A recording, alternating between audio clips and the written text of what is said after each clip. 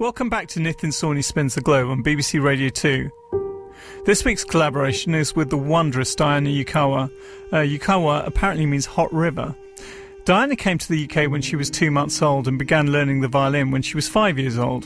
Her debut album, La Campanella, released in 2000, was a #1 bestseller in Japan. She's collaborated with Jeff Beck, Paul Oakenfold, Craig Armstrong, and now me. Diana, welcome to Nitin Sawhney Spins the Globe. Thank you very much. How did you get into music? Music was always around in the house when I was young. My older sister Cassie was already playing the piano, and when I was 4 I decided to start playing the piano. And my mum, because she's very creative and she used to be a dancer and she loves music, so we always had lots of creative artistic things going on in the house, so we were just exposed to it from a really young age. Your debut album was a #1 bestseller in Japan. Were you surprised by the response? Yes, I was really surprised at how Japan just welcomed me so warmly, and for me it was really important to be in Japan, and I loved having a chance to make music over there and release music and meet people, so it was wonderful, yeah. And now you're working on your next album, which is going to be released for the first time in the UK instead of Japan. Do you feel there's prejudices, or there are prejudices in the West about perceptions of you as a Japanese artist? I think so. I think I've had some difficulties in the past where I've had lots of activity in Japan, and then I come back over here to the UK, which is, you know, my home, and then people ask me if I can actually speak English. And, you know, I really hope I can, because I can't speak anything else. You grew up in the UK with a part Japanese heritage. What does nationality mean to you? So it's a funny thing. I feel very lucky to have two cultures, but at the same time it can be a bit of a battle of trying to find out who you are. And because I spent so much time in Japan, I think that's really helped me to embrace both of my cultures, because I was exposed to it from a young and impressionable age. So I've really come to feel very proud. At the beginning, I listed a whole load of people you collaborated with. Tell us about those collaborations. I've been very lucky to have some great collaborations, of course, including today. I've worked with Craig Armstrong, which was really exciting because I'm a huge fan of his work. You know, he's done so many things across the board, and I really aspire to try and do something in a similar way.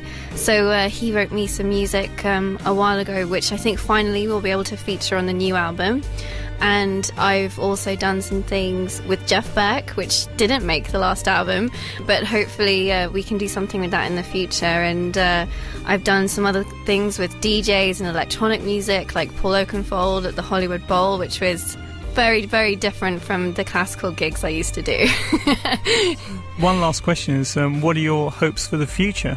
I really want to try and take the violin to a different place that people normally see it as a classical instrument, and I want people to see the violin as a voice. It can be anything.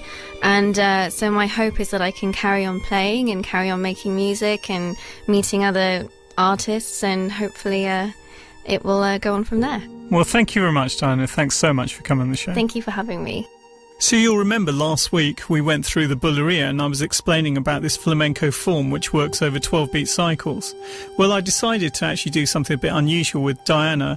I thought it'd be great if we actually worked around a flamenco concept and a flamenco rhythm. So we kind of took the bulería idea, then we found a melody that fitted over that and a riff. And then we put together this track, which I feel very happy with. It sounds really nice, and her violin sounds absolutely gorgeous. This is Diana Yukawa and myself. We called this track Jaipur.